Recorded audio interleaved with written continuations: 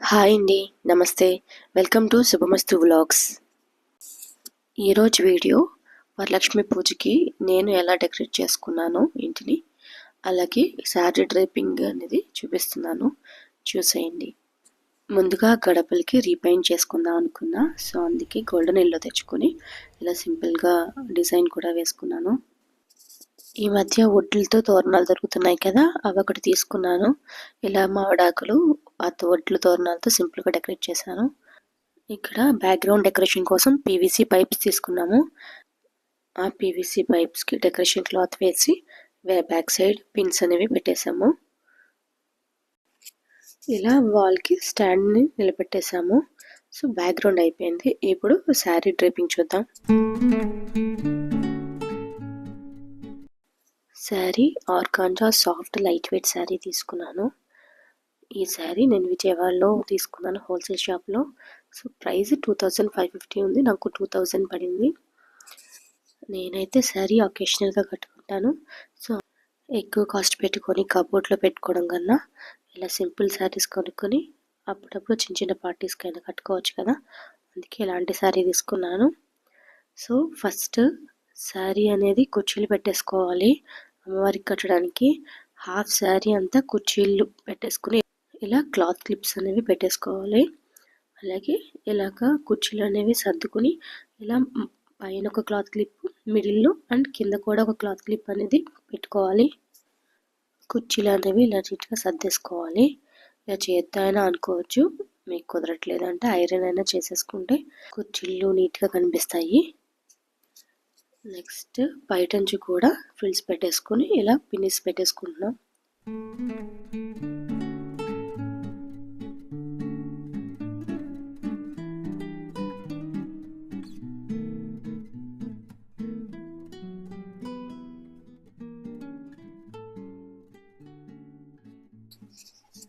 ఇక్కడ అమ్మవారి కాళ్ళు చేతులు అనేవి తీసుకున్నాను.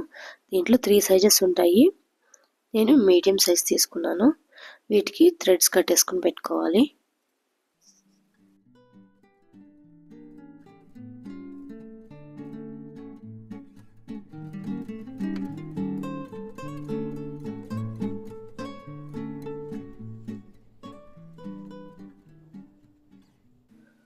ఇప్పుడు శారీని హాఫ్కి ఫోల్డ్ చేసుకుని ఇలా టై చేసుకోవాలి.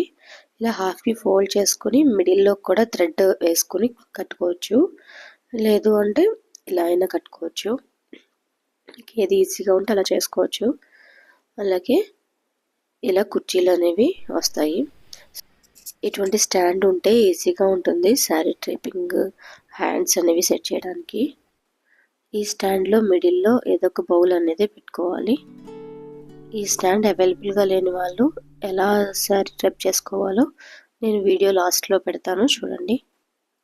ఇక్కడ ఈ బౌల్ మీద ఒక ప్లేట్ పెట్టుకుని దానిపైన ఒక చెంబు లాంటిది అనేది పెట్టుకోవాలి. సో ఈ చెంబు, ఈ ప్లేట్ అనేది ఊగకుండా మనం డబుల్ టేప్ ప్లాస్టర్ అనేది యూస్ చేసుకోవచ్చు. ఈ స్టాండ్కి శారీ ఎలా కట్టుకున్నాము, కట్టేటప్పుడు వీడియో మిస్ అయింది, అందుకే ఈ క్లిప్ డైరెక్ట్గా ఈ క్లిప్ చూపిస్తున్నాను. మనం కుర్చీలు పెట్టుకున్నాం కదా, అది ఇలా బ్యాక్ సైడ్ ఈ ఉసుకి టై చేసేసుకోవడమే. నెక్స్ట్ పైటంచు ఉంది కదా, అది ఇలా బ్యాక్ సైడ్ వి షేప్లో శారీ సెట్ చేసుకుని ఫ్రంట్కి పెట్టేసుకొని మనం హిప్ బెల్ట్ అనేది పెట్టేసుకోవాలి బ్యాక్ సైడ్. అలాగే ఇక్కడ కింద స్టాండ్ అనేది మన కుర్చీల్లో కవర్ చేసుకోవచ్చు.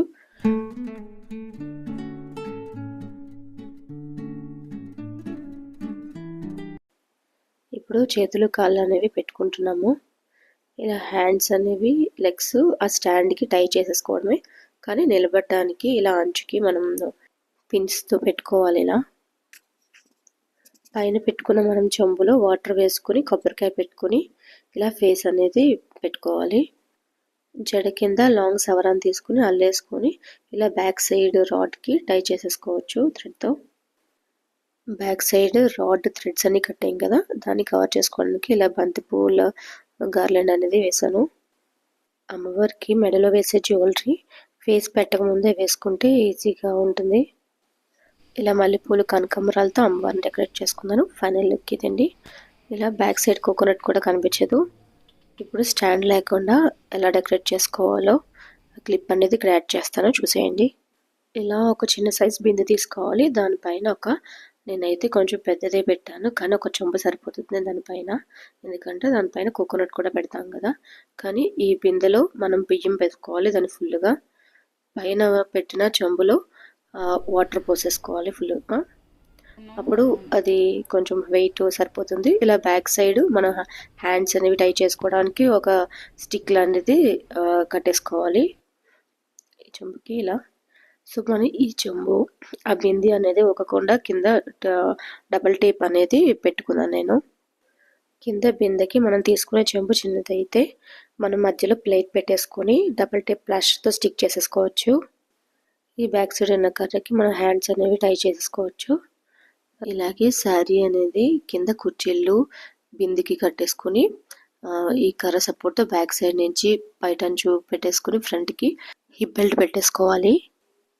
ఇక్కడ నేను తీసుకున్న పైకింది కొంచెం పెద్దదవడం వల్ల మాకు శారీ కట్టినప్పుడు మాకు నచ్చలేదు. సో అందుకే స్టాండ్ అంటే దానికి పెట్టేసుకున్నాం. కాబట్టి మీరు ప్లేట్ పెట్టుకొని దానిపైన చెంబు పెట్టుకొని దాన్ని డబల్ టేప్ ప్లాస్టర్తో స్టిక్ చేసుకుంటే చాలా నీట్గా వస్తుంది. నేను లాస్ట్ ఇయర్ అలాగే చేశాను.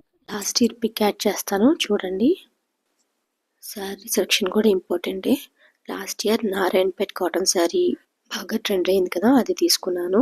సో బాగా పర్ఫెక్ట్గా కుదిరింది లాస్ట్ టైం డ్రేపింగ్ అంతా. సరదాగా ఇలా డెకరేషన్ కోసం మినియేచర్ తాంబూలం అనేది రెడీ చేసుకున్నాను. చాలా బాగా వచ్చాయి, చిన్న చిన్న బనానాస్, అక్షింతలు అన్నీ. ఈ మినియేచర్ తాంబూలంతో నా ఫైనల్ డెకరేషన్, నేను పూజ ఎలా చేసుకున్నానో చూసేయండి.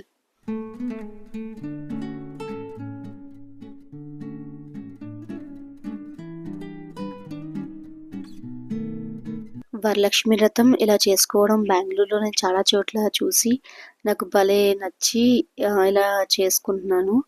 కానీ టైం టేకెన్ కాబట్టి అన్నిటికన్నా ముఖ్యం పూజకి భక్తి శ్రద్ధ.